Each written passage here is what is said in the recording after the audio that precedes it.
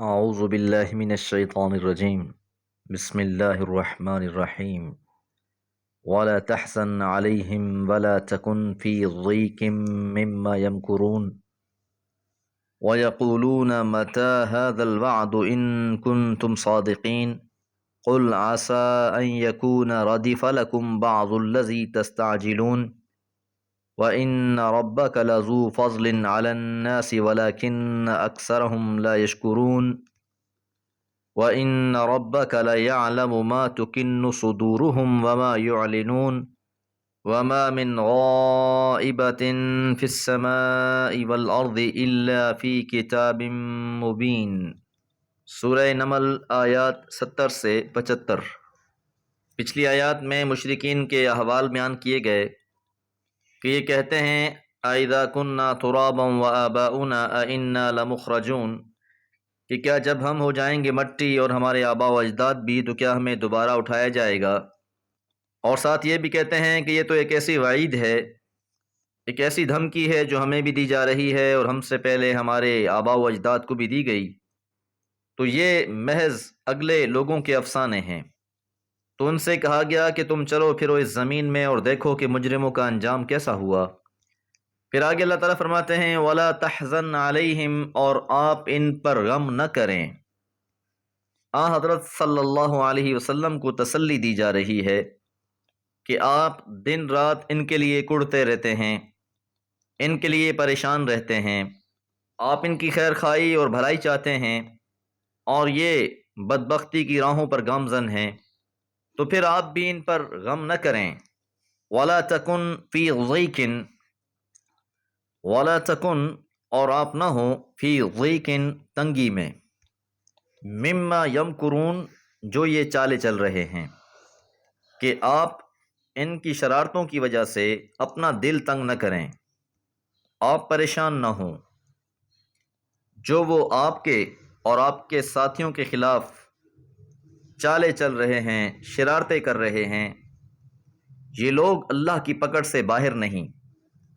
وَيَقُولُونَ اور وہ کہتے ہیں مَتَى هَذَا الْوَعْدُ کب ہوگا یہ وعدہ، ان کنتم صادقین اگر تم سچے ہو۔ اللہ تعالیٰ کے رسولوں نے اپنی قوموں کو عذابوں سے ڈرایا۔ عذاب دو قسم کے ہیں، ایک رسولوں کی تکذیب کی وجہ سے جو لازماً دنیا میں ان کا حصہ بنتا ہے، اور دوسرا جو آخرت میں پیش آنے والا ہے۔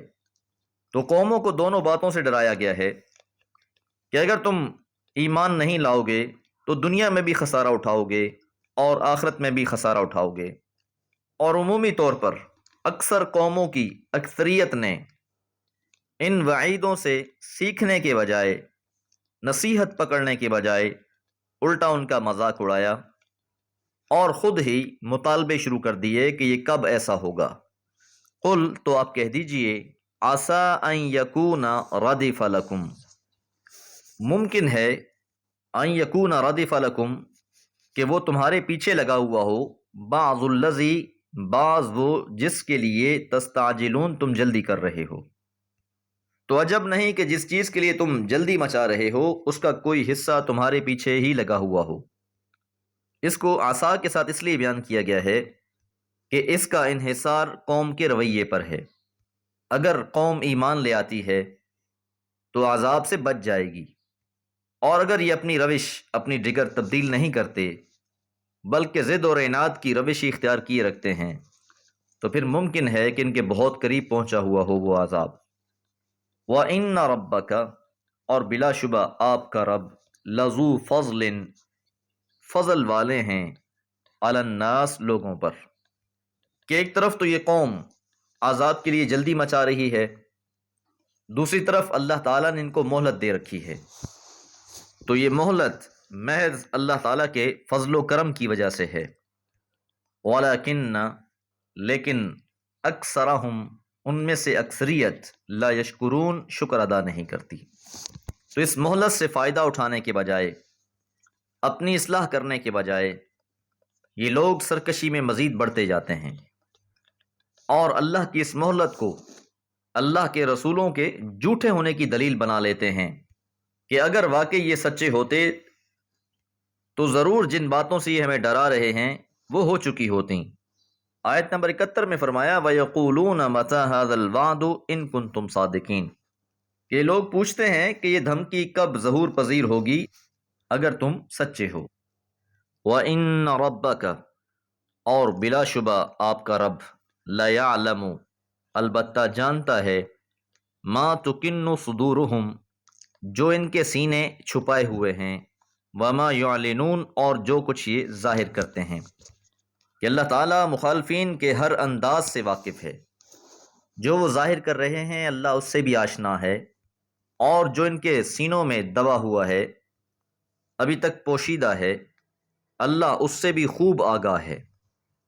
ان کا کوئی بھی معاملہ اللہ سے مخفی نہیں ہے۔